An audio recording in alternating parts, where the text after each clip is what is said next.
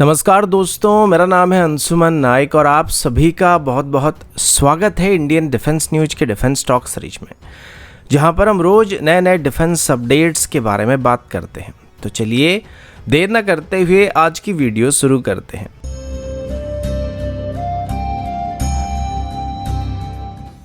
आज की पहली अपडेट आर्म्ड ड्रोन की तरफ से है। अभी के लिए हमारे पास आर्म्ड ड्रोन की काफ़ी कमी है और मॉडर्न वॉरफेयर में आर्म्ड ड्रोन एक बहुत ही बड़ी रोल को प्ले कर सकते हैं। खास करके एंटी आर्मर रोल में इनको इस्तेमाल किया जा सकता है, बहुत ही इफेक्टिवली इस्तेमाल किया जा सकता है।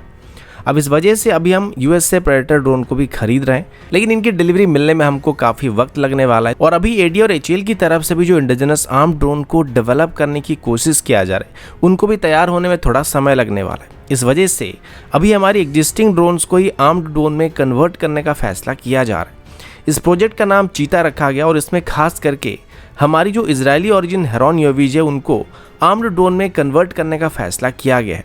ये एक मेल कैटेगरी का ड्रोन है जो कि फिलहाल सिर्फ सर्वेलेंस के लिए इस्तेमाल किया जा सकता है, लेकिन अभी इंडिजिनस तरीके से इन ड्रोन्स को अपग्रेड करने का फैसला किया जा रहा है और इसमें से इस्तेमाल करने के लिए भी स्पेशल एमुनिशन और वेपन्स को डेवलप किया जा रहा है। इसमें सबसे पहले जिस वेपन को इंटीग्रेट करने का फैसला किया जा रहा है उसका नाम ULPGM यानी कि UAV launch precision guided munition होने वाला है। इसका वजन करीब 8.5 kg और इसकी रेंज करीब 4 किलोमीटर तक होने वाली है। और मॉडिफिकेशन को करने के बाद हर एक हेरॉन यूएवी में ऐसे 4 UAV launch precision guided munition को कैरी किया जा सकता है। इसके बाद अब इसमें ULPGM के अलावा इसकी एक एक्सटेंडेड वेरिएंट को भी डेवलप करने की कोशिश किया जा रहा है, जो कि हमको बेहतर रेंज को प्रोवाइड कर पाएगा। इसके बाद यूएवीज में अभी ध्रुवास्त्र जैसे एंटी टैंक गाइडेड मिसाइल को भी इंटीग्रेट करने का फैसला किया जा रहा है और अभी इसके लिए अलग अलग कैटेगरी की बॉम्ब्स को भी डेवलप करना शुरू किया जा रहा है, जो कि लाइट वेट कैटेगरी के बॉम्ब्स होने वाला है और इनका वेट 5 kg से लेकर मैक्सिमम 50 kg के आसपास होने वाली है, ताकि इनको यूएवीज में आसानी से कैरी किया जा सकेगा।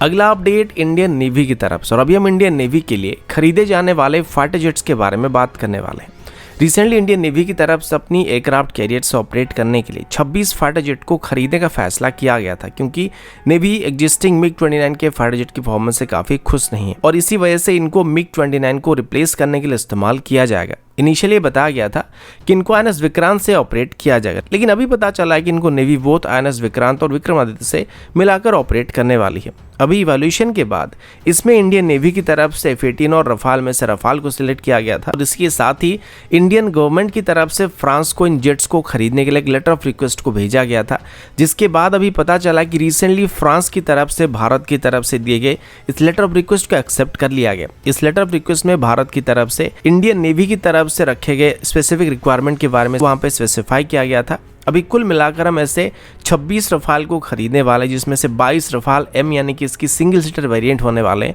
और बाकी 4 इसकी ट्रेनर वेरिएंट्स होने वाले हैं। इस डील को अभी जल्दी से जल्दी फाइल करने की कोशिश भी किया जा रहा है, इस वजह से अभी इसे फास्ट ट्रैक बोर्ड में करने का फैसला किया जा रहा है। अभी तक इस डील की एग्जैक्ट कॉस्ट सामने नहीं आई, लेकिन उम्मीद किया जा रहा है कि कॉस्ट 5.5 बिलियन यूरो के आसपास होने वाली है। इसके बाद अभी भारत की तरफ से इन रफाल से पहले से ही इंडियन वेपन्स को इंटीग्रेट करने के लिए रिक्वेस्ट किया गया, यानी कि इनको खरीदने के बाद हमको बाद में इनको इंडियन वेपन्स को फायर करने के लिए अपग्रेड करना नहीं पड़ेगा, जिस वजह से रफाल में पहले से अस्त्र मिसाइल को फायर करने के लिए मॉडिफाई करने के लिए डसॉल्ट को कहा गया है। साथ ही अस्त्र मिसाइल को भी स्टैंडर्ड वेपन पैकेज में भी इस्तेमाल करने के लिए इंक्लूड करने के लिए डसॉल्ट को रिक्वेस्ट किया गया है।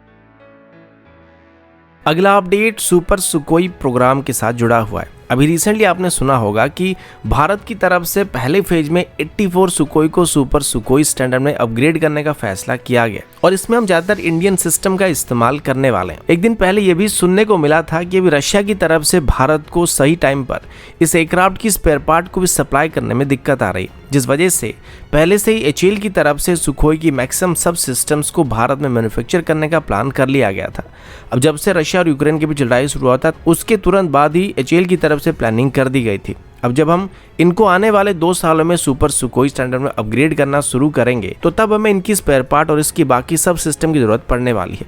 अब पहले क्या होता था कि हम डायरेक्टली इनको रशिया से खरीद लेते थे, लेकिन अभी रशिया के साथ कोई भी डिफेंस डील को कर पाना बहुत ही मुश्किल हो रहा है, स्पेशली फाइनेंशियल ट्रांजैक्शन को करना बहुत ही मुश्किल हो जा रहा है, जिस वजह से किसी भी डिफेंस डील को हम डायरेक्टली रशिया के साथ नहीं कर पा रहे। तो इसी वजह से अभी एचएएल की तरफ से इंडियन प्राइवेट सेक्टर कंपनियों को भी Su-30 MKI फाइटर जेट के लिए मेजर LRU यानी कि लाइन रिप्लेसमेंट यूनिट्स और स्पेयर पार्ट्स को मैन्युफैक्चर करने के लिए रिक्वेस्ट किया जा रहा है। और ऑफिशियली एचएएल की तरफ से इसके लिए एक एक्सप्रेशन ऑफ इंटरेस्ट को इशू किया गया। हालांकि पहले से ही एचएएल की नासिक डिवीजन की तरफ से भी सुखोई की स्पेयर पार्ट को इंडिजिनस तरीके से डेवलप करने की और मैन्युफैक्चर करने की कोशिश किया जा रहा है, लेकिन अकेले नासिक डिवीजन के लिए इतना सफिशिएंट नहीं होने वाला है। और पहले से इस डील में कुछ हद तक भारत को एयरक्राफ्ट की टेक्नोलॉजी मिल चुकी है, जिस वजह से इसका इस्तेमाल करके